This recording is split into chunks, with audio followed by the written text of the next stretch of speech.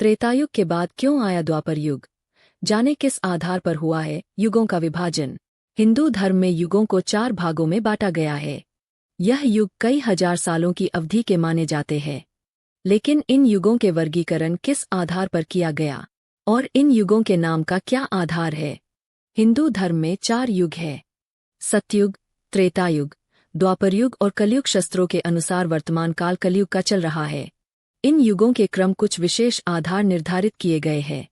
साथ ही उनकी कालावधि भी क्रम के अनुसार ही तय की गई है। लेकिन सतयुग के बाद द्वापर युग को छोड़ क्रम में त्रेता युग को क्यों पहले रखा गया है? इसका जवाब भी नहीं युगों के वर्गीकरण के आधार पर ही समझा जा सकता है। क्या है युग? युग का अर्थ होता है एक निश्चित समय या निश्चित समय अवधि। युगों का वर्गीकरण 4 भागों में किया गया है। पहला सतयुग, दूसरा त्रेतायुग, तीसरा द्वापर युग और चौथा युग कलयुग है, जो कि अभी चल रहा है।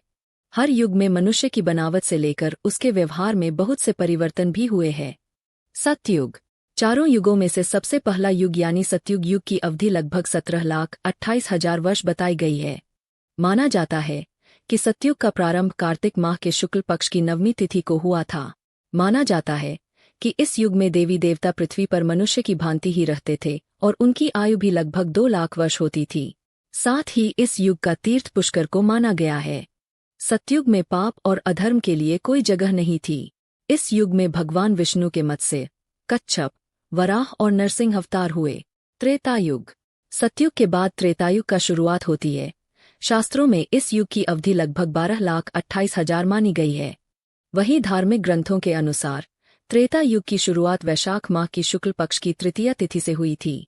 मान्यता है कि इस युग में मनुष्य की आयु लगभग 10,000 वर्ष होती थी और इस युग का तीर्थ नैमिषारण्य था।